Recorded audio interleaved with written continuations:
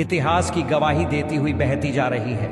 लेकिन हाल ही में इस नदी की रेत ने ऐसा राज खोला है जिसे जानकर न सिर्फ भारत बल्कि पूरी दुनिया चौंक गई।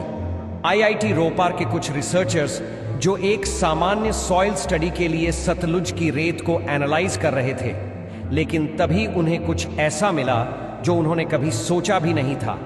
एक ऐसा धातु, मेटल, जो दिखने में तो मामूली लगता है लेकिन जिसकी वैल्यू गोल्ड से भी ज्यादा है। नाम है टेंटलम। अब सवाल उठता है, आखिर ये टेंटलम है क्या और क्यों अमेरिका जैसे देशों की नींद उड़ गई है जब उन्हें पता चला कि भारत ने इसे ढूंढ निकाला।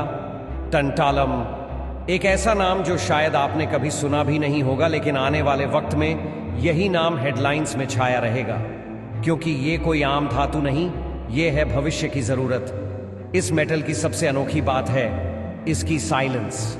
ये ना घिसता है, ना टूटता है, ना किसी केमिकल से जल्दी रिएक्ट करता है। चाहे एसिड हो, एक्सट्रीम रेडिएशन या 3000 डिग्री सेल्सियस तक की हीट, टेंटलम की बॉडी में कोई हलचल नहीं होती, जैसे किसी योगी ने तपस्या में खुद को शांत कर लिया हो।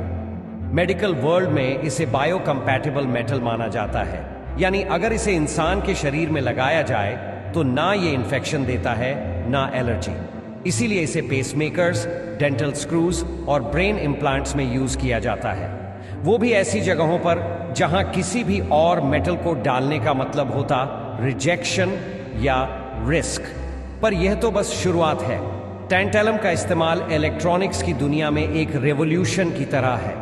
इसके बिना हाई परफॉर्मेंस कैपेसिटर्स बन ही नहीं सकते, और ये कैपेसिटर्स वो होते हैं जो आपके मोबाइल फोन, लैपटॉप और इवन स्पेसक्राफ्ट को चलाते हैं। एक छोटा सा एग्जांपल दीजिए, नासा के मार्स रोवर्स में जो इलेक्ट्रॉनिक सर्किट्स हैं वो टैंटलम कैपेसिटर्स पर ही चलते हैं।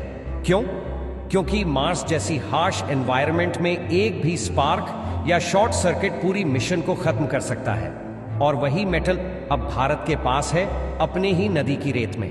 टैंटलम को डिफेंस में भी साइलेंट वॉरियर कहा जाता है।